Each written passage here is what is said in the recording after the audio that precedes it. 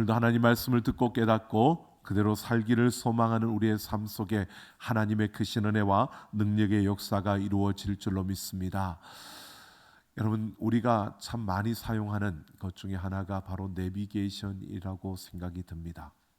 목적지를 치면 그곳으로 갈 수 있는 빠른 길과 또 얼마만큼 걸리는지 그 시간을 우리에게 알려줍니다. 근데 이 내비게이션이 여러분 가다가 작동이 멈춰지는 경우들이 종종 있습니다. 어쩌다가 생겨나는 일이지만 우리가 보면 이것이 작동이 멈춰질 때, 전원이 공급되지 않아서 멈춰지든 어떠한 경우든 멈춰졌을 때, 여러분 생각해 보면 우리가 가지만 그러나 그 목적지를 향해 갈 때 내가 알지 못하는 길인데, 내가 여기서 어디로 갈지를 모르는데 이것이 멈추어졌을 때, 여러분 그러한 경우들이 생겨나면 우리는 당황할 수밖에 없습니다. 그리고 또 그런 상황이 지속되면 우리는 정말 어떻게 해야 될지 모르는 이런 상황 속에서 헤매일 수밖에 없는 것이 그 걸음입니다. 여러분, 우리 인생도 마찬가지입니다. 우리가 목적지를 향하여 가는데 이 목적지를 우리가 놓쳐버렸을 때, 우리가 바쁘고 또 분주하고 많은 일들로 인하여서 정말 복잡한 가운데 달려가지만 내가 가야 할 목적지가 어디인가를 놓치지 않으면 우리는 아무리 복잡해도 아무리 바빠도 우리는 그것을 뚫고 걸어갈 수 있습니다.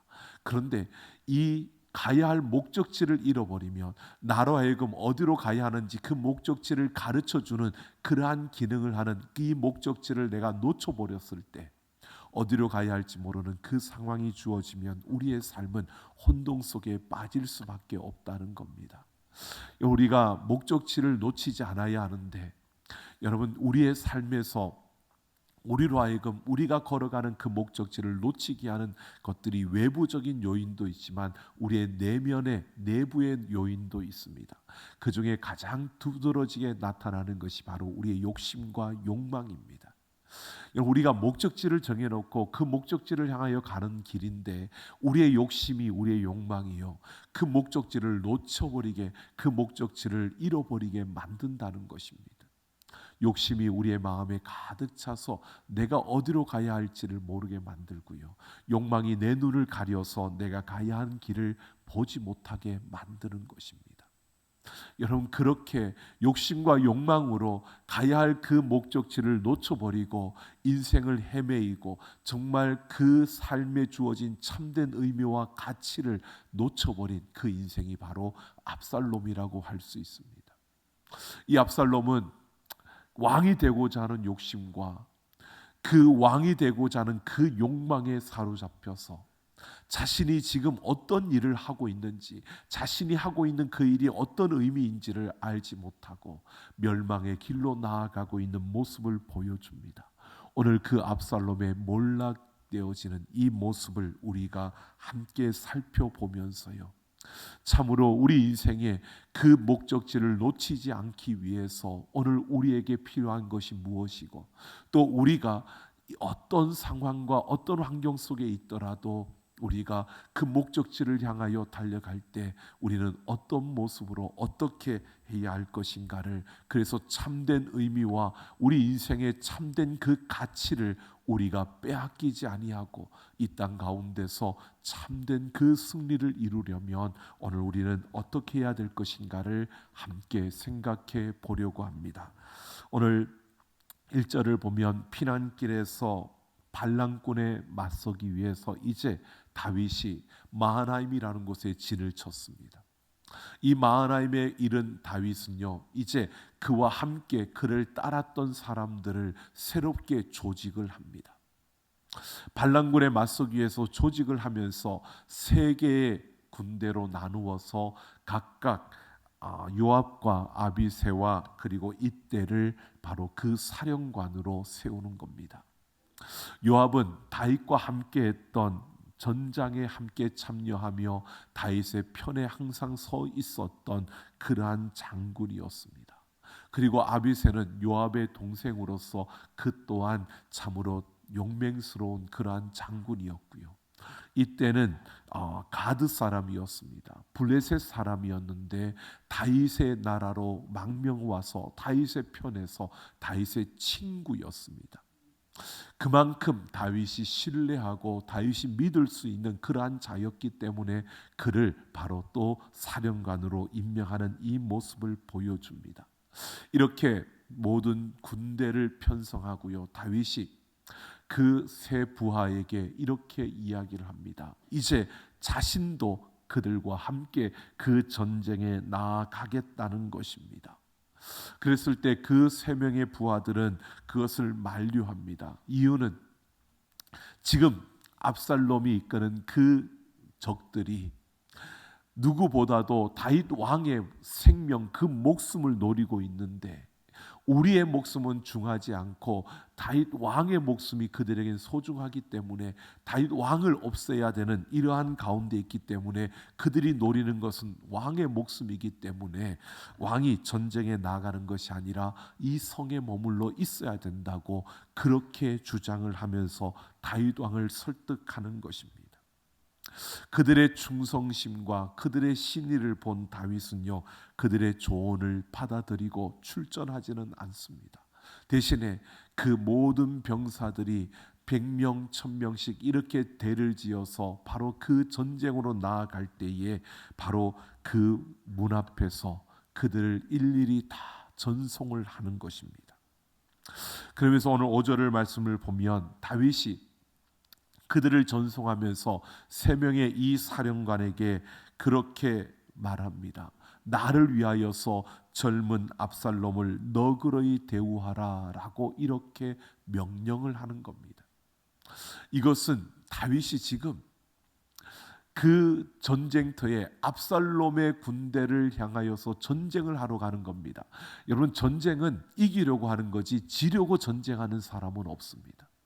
그러니까 다윗의 그 군대도 지금 이기려고 전쟁에 나가는 건데 그들에게 적장을 너그러이 대우하라고, 적장을 살려달라고, 적장을 봐달라고 그렇게 명령을 하고 있는 겁니다. 이것은 다윗이 지금 얼마나 혼동 속에 있는지를 우리에게 보여주는 한 모습입니다. 그가 도망을 와서 피난 와서 지금 진을 치고 이제 그 반란군과 맞서야 되는 이 입장에서 왕의 자리에서는 반드시 반란군을 이기고 승리해야 됩니다. 그런데 아버지의 입장에서는 그 압살롬을 이 죽는 것을 원치 않는 겁니다. 그러니까 아버지와 왕이라는 이 두 개의 자신의 그 자리에서 지금 혼란스럽게 혼동스럽게 자신이 왕으로서는 해서는 안 되는 말을 지금 장군과 그 부하들 앞에서 하고 있다는 것입니다. 이것이 지금 다윗의 그 모습입니다. 비록 반란군을 향하여서 전쟁을 하기 위해 군대를 조직하고 그들을 내보내고 있지만 다윗의 마음은 혼란스러운 겁니다. 지금 쉽게 이스라엘 나라와 다른 이방 나라가 전쟁을 하는 게 아니라 이스라엘 안에서 지금 반란군과 그 다윗을 따르는 이들이 전쟁을 하는 이러한 비참한 현실 앞에서 다윗이 지금 얼마나 혼동스러운지를, 얼마나 힘들고 얼마나 괴로운지를 우리에게 보여주고 있는 것입니다. 그러면서 6절을 보면 전쟁이 에브라임 숲풀에서 있었다라고 하는 사실을 말해줍니다. 여러분, 에브라임 숲풀에서 전쟁이 벌어졌다는 것은요, 여러분, 압살롬이 이끄는 군대는 수가 많았고 다윗의 그 부하들이 이끄는 그 군대는 수가 작았습니다. 그러면 벌판에서 이 허벌판 모두가 보여지는 벌판에서 전쟁을 하면 압살롬의 그 군대가 우월하게 될 것이고 그들이 승리하게 될 것입니다. 그런데 이것이 숲풀에서 이루어졌다라고 말하는 겁니다. 그러니까 다윗의 군대는 수적으로는 밀리지만 그들이 바로 그 숲풀에서 잠복과 그리고 기습을 통해서 그들과 전쟁을 할 수 있는 이러한 여건, 환경이 만들어졌다는 것입니다. 그래서 그 전쟁에서 다윗의 그 군대가 승리를 이룹니다. 그러면서 이렇게 말합니다. 무려 2만여 명이 죽었는데 숲풀에서 죽은 자가 칼에 죽은 자보다 더 많았다라고 말하고 있습니다. 여러분, 숲풀에서 죽은 자가 칼에 죽은 자보다 많았다라고 하는 것은요, 이런 의미를 담고 있는 겁니다. 다윗의 군대가 용맹스럽고 그들이 전쟁을 잘해서 이긴 것이 아니라 하나님께서 그들을 이기게 하셨다라는 것을 말해주고 있는 겁니다. 즉 숲풀에서 그들이 그 숲풀의 지령에 그 지경에 제대로 익숙해지지 않아서 그 숲풀에서 그들이 전쟁에 승리할 수 없었다는 것을 말해주고 있는 겁니다. 그러니까 압살롬의 군대는 그 숲풀에서 전쟁을 하게 됨으로 말미암아 그들은 거기에서 승리할 수 없었고, 다윗의 군대가 뛰어나서가 아니라 그 숲풀의 지형에서 그들은 하나님의 그 도우심을 통하여서 바로 이러한 승리를 이룰 수 있게 하였다는 겁니다. 그런데 지금 이 이야기를 하면서요, 이 성경은 전쟁의 승패를 우리에게 말해주고 있는 것이 아니고요, 이 전쟁에서 압살롬의 죽음에 대해서 집중하고 거기에 초점을 두고 있는 것을 보게 됩니다. 2만 명이 죽었고 전쟁은 다윗의 군대가 승리했다, 이 사실을 간단하게 말하고요, 이제 압살롬의 죽음에 대해서 아주 세밀하게 상세하게 우리에게 가르쳐 주고 있습니다. 이 압살롬의 죽음이 바로 우리에게 주는 그 의미를 말해 주려고 그것에 초점을 맞추고 있는 겁니다. 9절을 보면 압살롬이 어떻게 죽는지 보십시오. 압살롬은 왕이 타는 노새를 타고 다윗의 부하들과 마주쳤습니다. 그래서 도망을 치는데 그 노새를 탄 채 상수리 나무 아래로 지나가다가 그 머리가 그 상수리 나무 가지에 걸려서 거기에 매달리게 되었다는 겁니다. 그 나무에 걸려서 내려오지 못하게 되었다는 사실을 말해주고 있습니다.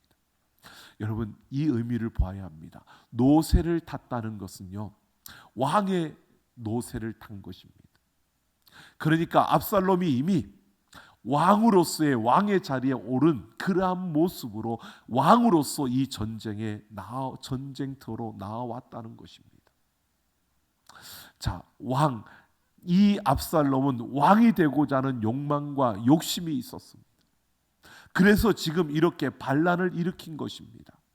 그러니까 압살롬은 자신의 욕망과 욕심을 다 채운 겁니다.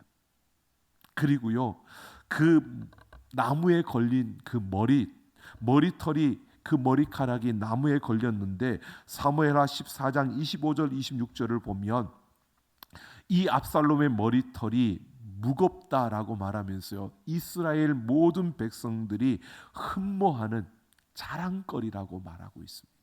그러니까 압살롬이 잘생겼다, 멋있다라고 하는데 그 머리가 누구보다도 자랑스러운, 머리털이 그만큼 자랑스러운 그러한 하나였다는 것을, 그래서 압살롬이 그 머리털은요, 압살롬에게 있어서 긍지가 되고 자신의 자랑이었고 자신의 능력의 상징이었던 것입니다.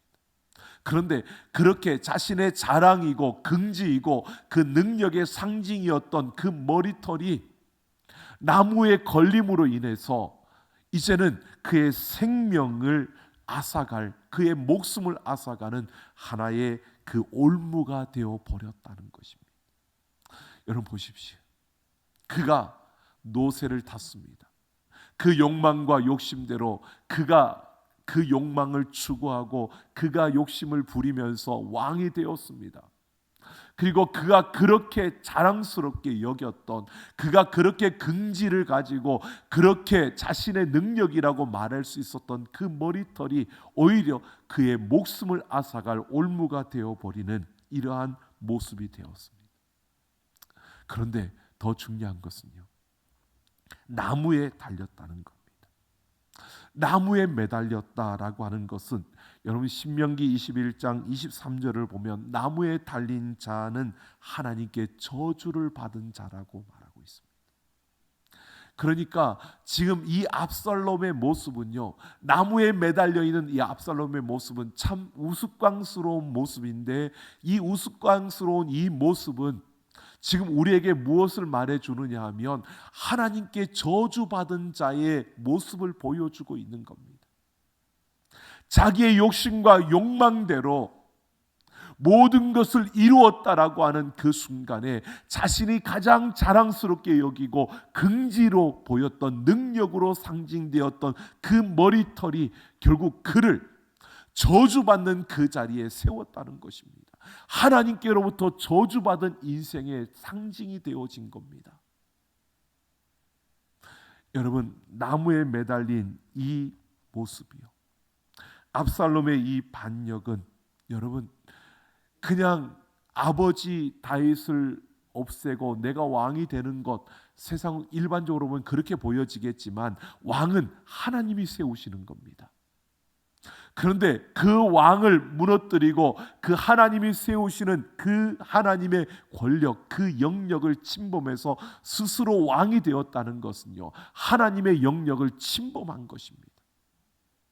이것은 마치 아담과 하와가 하나님께서 선악을 알게 하는 나무의 열매를 먹지 말라고 했는데 그것을 침범하여서 그 열매를 따먹은 것과 같은 하나님의 그 영역을 침범하는, 하나님께 죄를 지은 것이다 라는 사실을, 그가 나무에 매달림으로 하나님의 저주를 받은 자가 되므로 바로 하나님의 영역을 침범한, 하나님께 죄를 지은 그러한 저주받은 자라는 사실을 지금 그대로 그의 죽음, 이 모습을 통해서 우리에게 보여주고 있는 겁니다. 여러분, 욕심과 욕망으로 눈이 가려지고 어두워지니까 자신의 그 가는 인생의 목적지를 놓쳐버리고 자신이 가지고 있는 인생의 참된 의미와 가치를 그는 빼앗겨 버리고요, 이렇게 저주받은 인생, 나무에 매달리는 인생, 바로 그 저주의 자리에 그가 서게 되었다는 사실입니다. 여러분, 이 압살롬의 모습은요, 바로 우리의 모습을 보여주는 겁니다. 여러분, 우리가 하나님을 알지 못하고 이 땅을 살아갈 때 내 욕심과 욕망으로 세상의 것들을 추구하고 세상의 것들을 메어서 거기에서 달려가는 그러한 우리의 인생을 달려갈 때, 여러분, 우리는 나무에 달려 죽어야 할, 그 십자가에 달려 죽어야 할 자들이었습니다. 바로 우리는 그렇게 저주받은 인생이었고 우리는 그렇게 멸망당할 수밖에 없는 그런 인생이 바로 우리였습니다. 그러니까 나무에 매달린 이 압살롬은요, 바로 우리의 모습을 보여주는 겁니다. 하나님을 만나기 이전에, 예수 그리스도를 만나기 이전에 우리의 모습을 그대로 보여주고 있는 것이 바로 이 압살롬의 모습이라는 것입니다. 그런데 여러분 보십시오. 갈라디아서 3장 13절에서 그리스도께서 우리를 위하여 저주를 받은 바 되사 율법의 저주에서 우리를 속량하셨다라고 하십니다. 우리가 나무에 매달려서 저주받은 자, 그 저주의 자리에 있어야 되는데 예수님께서 십자가에서 대신 죽어주심으로 우리를 속량하셨다는 겁니다. 예수님이 대신 그 십자가에 매달리신 것입니다. 그러니까 이 압살롬이 나무에 매달려 있는 이 모습은요, 바로 예수님을 알기 이전에 우리의 모습이었고, 바로 그 모습은 우리를 위하여, 우리를 대신하여 십자가에 못 박혀 죽임을 당하신 예수 그리스도의 그 모습을 보여주고 있는 겁니다. 여러분, 그 저주의 자리에 우리가 있었고 그 저주의 자리에서 예수님이 죽어주신 것입니다. 여러분, 이런 이 압살롬, 요압이 병사들을 통해서 압살롬이 나무에 매달려 있다는 이야기를 보고를 받았습니다. 그리고 요압이요 달려갑니다. 창 3개를 들고, 오늘 말씀에 우리가 읽은 말씀처럼요, 창 3개를 들고 그 가서 그 심장을 그 창으로 찔렀습니다. 그리고 요압을 따르던 그 10명의 청년들이 오늘 마지막에 보면 압살롬을 에워싸고 쳐 죽이니라라고 말합니다. 여러분께서 쳐 죽였다라고 하는 것은요, 돌로 쳐 죽였다는 것입니다. 그러니까 압살롬의 심장이 찔림을 받고요, 그리고 돌로 쳐 죽임을 당했다라고 말합니다. 그리고 17절을 보면 그 땅에 구멍을 파고 그 압살롬의 시신을 던진 후에 큰 돌무더기를 쌓았다라고 말합니다. 그러니까 돌에 맞아 죽었고 돌무더기가 쌓여진 이 모습, 여러분 이것은 무엇을 보여주는지 아십니까? 아굴의 골짜기를 말해주는 겁니다. 저주의 골짜기, 괴로움의 골짜기인 아굴의 골짜기. 여러분 아굴의 골짜기는 언제 생겼느냐? 여호수아 시대에 아간이요 죄를 범하고 난 다음에 그랬을 때 그를 하나님이 돌로 쳐 죽임으로 그와 그의 가족들이 돌로 쳐 죽임을 당하고 돌이 쌓여진 그 골짜기, 그곳이 바로 아골의 골짜기입니다. 아골이라는 것은 아간에서 나온 이야기입니다. 그래서 바로 그 괴롭힘다, 괴로움이라는 뜻을 가지고 있는 그러한 뜻입니다. 돌무더기에 묻힌 것, 이것은 결국 무엇을 말하느냐? 아골의 골짜기를 우리에게 말해주고 있는 겁니다. 이 압살롬의 죽음, 이 무덤은요, 바로 그가 괴로움에 괴롭게 되어진 그러한 인생이라는 것을, 죽음 가운데서 괴로운 그러한 상태에 빠진 바로 저주를 받은 그러한 자의 모습임을 우리에게 말해주고 있는 겁니다. 여러분 이렇게 돌무더기 아골의 골짜기가 된 이 압살롬의 죽음입니다. 이것을 통해서 압살롬의 죽음이 바로 저주를 받은 자로서 그가 돌무더기에 던져진 모습을 말해주고 있는 것입니다. 그런데 보십시오, 이 죽음이 그렇게 끝나는 것이 아니라는 겁니다. 호세아 2장 15절을 보면 거기서 비로소 그의 포도원을 그에게 주고 아골 골짜기로 소망의 문을 삼으리니라고 말합니다. 아골 골짜기로 소망의 문을 삼는다라고 이렇게 말하고 있습니다. 예수 그리스도로 말미암아 바로 그 아골의 골짜기가 소망의 문이 되어진다는 것을 말해주고 있는 겁니다. 괴로움과 저주로 그 아골의 골짜기에서 죽어야 될 우리들에게 바로 예수 그리스도를 통해서 그 아골의 골짜기가 소망의 문으로 바꾸어지는, 소망의 문이 되는 이 아골의 골짜기를 소망의 문으로 삼으시겠다라고 이렇게 말씀하고 있는 겁니다. 여러분, 욕망과 욕심에 사로잡혀서 내가 가는 길을 놓쳐버린 그 인생의 그 마지막은 결국 여러분 저주의 땅이었고 아골의 골짜기였습니다. 그런데 예수 그리스도께서 그 저주와 그 아골의 골짜기를, 저주를 축복의 땅으로 바꿔주셨고요, 이 아골의 골짜기를 소망의 문으로 삼아주신 줄로 믿습니다. 바로 오늘 우리가 그 은혜 안에 있다는 것입니다. 여러분 보십시오, 그 이후로 18절 이후를 보면 압살롬이 살았을 때 한 비석을 세웠다고 말합니다. 여러분 압살롬이 비석을 세운 이유는요, 다른 것이 아닙니다. 자기 이름을 전할 아들이 내게 없어서 자기 이름을 기념하여 비석을 세웠다라고 말하고 있습니다. 압살롬에게 아들이 없었던 게 아닙니다. 여러분 이것은 압살롬이 반란을 일으키기 전이겠죠. 압살롬이 살면서 아들들이 있었습니다. 그런데 그 아들들이 다 죽은 겁니다.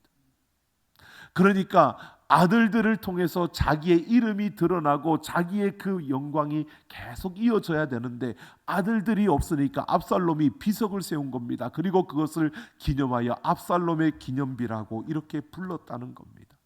여러분 이것을 한마디로 결론적으로 이걸 말해주는 겁니다.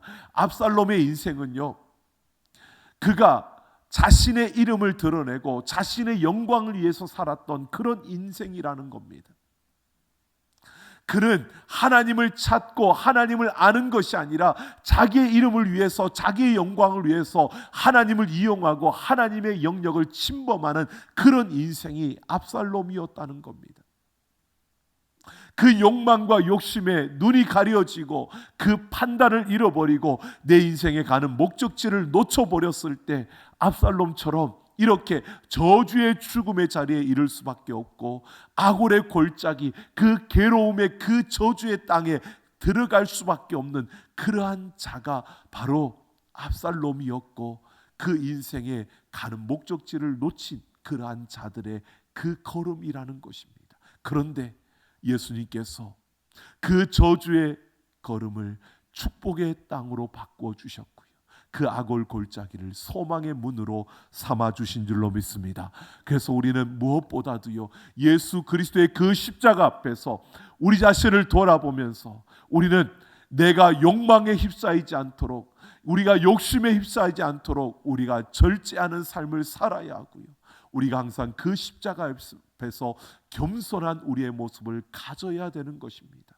여러분, 우리가 저주의 땅이 아닌 축복의 땅에 서려면 그 십자가 앞에서 우리는 절제할 수 있어야 합니다. 우리에게 욕망이 없는 게 아닙니다. 우리에게 욕심이 있는 거 당연합니다. 그런데 이 욕망과 욕심을 다스릴 수 있어야 된다는 겁니다. 내가 할 수 없거든 성령의 도우심을 받아 내 욕심과 욕망을 다스리며 살아갈 때 우리는 저주의 땅이 아니라 축복의 땅에 서게 되고요, 그 십자가 앞에서 내가 항상 겸손하게 내 자신을 돌아볼 수 있다면 우리는 아골의 골짜기가 소망의 문이 되는 이 놀라운 역사를 우리는 보게 될 줄로 믿습니다. 날마다 십자가 앞에서 우리가 절제하며 겸손함을 가지고, 여러분, 저주의 땅이 아닌 축복의 땅에, 아골의 골짜기가 아닌 소망의 문에 이르는 우리 모두가 되기를 예수님의 이름으로 축원합니다. 창세기 11장을 보면 신할 평지에 바벨탑을 세웁니다. 사람들이 노아의 홍수로 인하여 죽임을 당한 그 이후에 그들이 바벨탑을 쌓는 이유는 우리의 이름을 내고 우리가 흩어짐을 면하자고 그 바벨탑을 쌓는 겁니다. 여러분, 바벨탑을 쌓는 게 잘못된 게 아니라 그 목적이 잘못된 겁니다. 바벨탑을 쌓지 말라가 아니라 바벨탑을 쌓는데 그 목적이 우리의 이름을 내고 우리가 흩어짐을 면하기 위해서, 우리의 힘으로 하나 되기 위해서, 하나 되는 것이 잘못된 게 아니라 그 목적이 잘못된 것입니다. 오늘 우리는 분명히 보아야 합니다. 우리가 하는 행동이 잘못된 게 아니라 그 목적이 무엇인가를 우리는 살펴야 되는 겁니다. 그 목적이 내 이름을 내기 위해서, 내 힘을 자랑하기 위해서, 내 영광을 위한 것이라면 우리는 내려놓아야 합니다. 멈추어야 합니다. 우리가 무엇을 하든지 하나님의 영광을 위해, 하나님의 나라를 위해, 하나님의 그 이름을 위해 사는 우리가 되기를 소망합니다. 그래서 우리는 항상 겸손하게 우리 자신을 돌아보면서 하나님의 나라와 하나님의 이름을 위해서, 하나님의 영광을 위해 살아가는 우리의 삶이 되어지기를 예수님의 이름으로 축원합니다. 여러분, 생각해 보십시오. 우물 안에 사는 개구리와 백두산 계곡에 사는 호랑이가 있습니다. 누가 더 교만할까요? 호랑이가 교만할까요? 힘이 세다고요? 우물 안에 개구리가 더 교만하다고 합니다. 왜냐? 호랑이는 백두산에 살지만 여러 군데 다니면서 이것저것 보다 보니까 나보다 더 강한 놈도 이 세상에 있구나, 그걸 알기 때문에 그가 자기보다 강한 자가 나타나면 뒷걸음칠 수밖에 없습니다. 근데 우물안 개구리는요, 우물 안엔 자기밖에 없거든요. 그러니까 이 세상에 내가 가장 크다. 여러분, 그 이야기 알지 않습니까? 우물안 개구리가요, 황소가 크다고 누가 그러니까 내가 황소보다 더 크다고 배에다가 바람을 불어넣다가 배가 터져 죽었다는. 여러분, 우물안 개구리가 더 교만한 겁니다. 알아야 겸손해질 수 있는데요, 알지 못하니까 교만한 겁니다. 내가 어떤 존재인지를 알아야 겸손해질 수 있는데 내가 어떤 존재인지를 모르니까 교만해지는 겁니다. 우리가 십자가 앞에서 내가 누구인지를 알아야 우리가 겸손해질 수 있는 겁니다. 그 십자가 앞에서 내가 어떤 은혜를 받은 자인지 알아야 우리가 겸손해질 수 있는 겁니다. 여러분, 내가 겸손해질 때, 내가 어떤 존재인지를 알 때, 내가 어떤 은혜를 받은지를 알 때 우리는요, 축복의 자리에 내가 서 있는 것이 감사이고 내 앞에 소망의 문이 열려 있다는 것이 내게 정말 감사라는 것을 우리가 볼 수 있고요, 그게 정말 나에게 놀라운 축복이고 이것이 나에게 놀라운 은혜라는 것을 우리가 볼 수 있다는 겁니다. 여러분, 우리는 바로 그런 인생이 되어지기를 원합니다. 하나님의 은혜로 우리는 저주의 땅이 아닌 축복의 땅에 서 있습니다. 비록 이 세상에 있지만 여러분, 우리가 하는 모든 일들이 하나님의 이름을 위해서, 하나님의 나라를 위해서, 하나님의 영광을 위해서 행하는 일들이 되어져서 여러분 겸손히 그 하나님과 함께 달려갈 수 있는 우리 모두가 되기를 예수님의 이름으로 축원합니다.